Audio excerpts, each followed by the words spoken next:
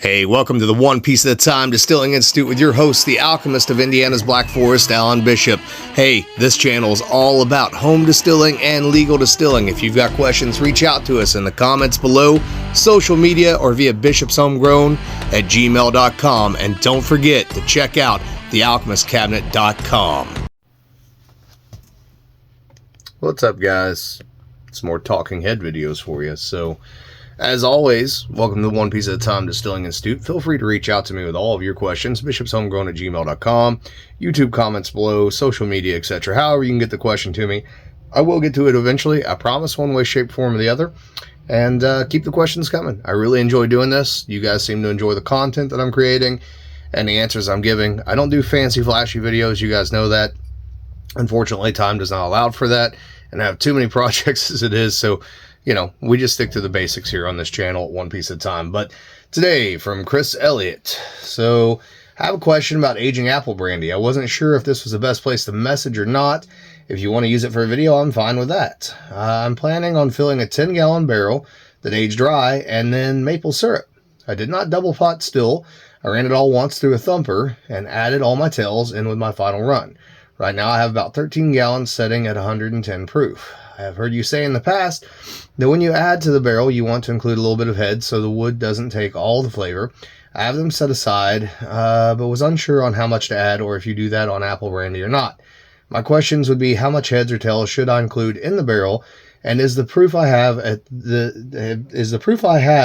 this at high enough for brandy to be aged? Thanks for all you do for the community. I appreciate any advice you can offer. Great questions. So, I mean, technically running a pot with a thumper, you have double pot distilled. It's not exactly the same, but it's close.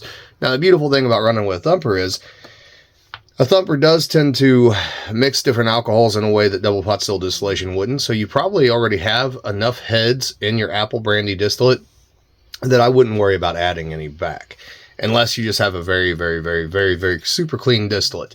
It sounds like you included all of your tails in the run. I wouldn't have included all of my tails. I would have cut my tails probably somewhere in the 88 to 92 proof range, roughly.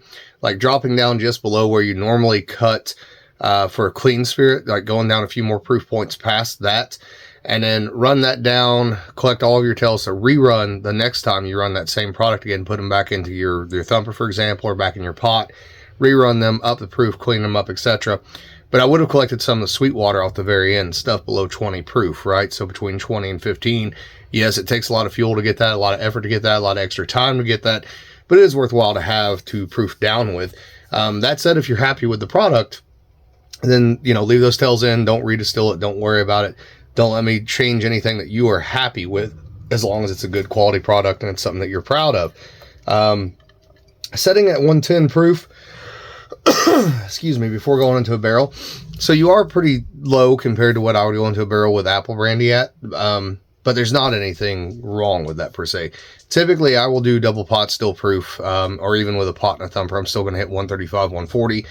Leave it at that proof, right? Maybe throw a little bit of sweet water in it before it goes in the barrel, or if I've got enough sweet water, like in a commercial instance, actually fortify that sweet water with a little bit of good ethanol so it doesn't go bad on me. It doesn't, you know, start to turn to vinegar or anything like that in the barrel, and age it alongside the apple brandy. I tend to go in at those high proofs on brandy, as I've said here before, because brandy is more volatile. As you guys know, when you're running an apple brandy or a pear brandy or something like that, it's harder to hold on to more of those flavors because they are more volatile and they're tied so specifically to the aroma of what you're actually producing that it seems like at higher proofs, the alcohol does not destabilize as much. It doesn't, lost my train of thought here. Anyways, it's less volatile. You're not going to lose as much of that aroma at that point. You're holding on to it because it's not being micro-oxidized as quickly as it would be at a lower proof. And so therefore it has a tendency to hold up to the barrel, in my opinion, flavor-wise and aroma-wise, much better than it would at a lower entry proof. However, considering that you're on a third-use barrel that was previously used on the second run for maple syrup, so that's interesting. If you got, I hope you've got a lot of apple flavor, because you're going to have it to hold up to that maple syrup. But if you got plenty of apple flavor and plenty of apple aroma with that maple, man, that sounds just absolutely wonderful, and I would look forward to trying that myself in the near future. I think you'll be okay at 110 proof. What I would say is monitor that barrel real close. Keep an eye on it. Do continuous sampling on it every few months, right? You're not going, it doesn't sound like you're going for a real heavy barrel influenced apple brandy in the first place, which is one of the reasons why I do go in at a higher proof, because sometimes I do use New American Oak No. 2 Char Medium Plus Toast for apple brandy, or I'll use a recharred bourbon barrel, or once used high rye bourbon barrel, or once used rye whiskey barrel. And so I need that distillate to really hold up to that heft of that new oak and or those previous products being bourbon and or rye, in order to hold on to all those flavors that I possibly can. But I think you're on the right track. I don't think that there's anything at all wrong with that in any way, shape, or form. Again, go back and make sure that you don't think you've gotten too tailsy, because I don't put all the tails in. I just put a couple proof points worth of tails in.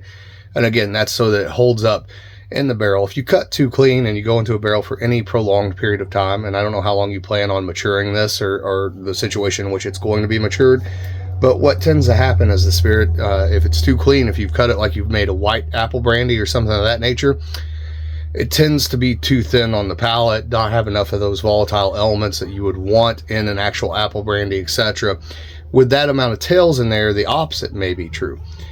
If it's quote unquote, and this is a very terrible descriptor and I do apologize, but if it's flabby, in other words, is it not well defined? You know, it doesn't have defining characteristics that make you go, oh, that's apple, as opposed to being somewhat vegetative, etc. It's probably going to get more flabby in the barrel.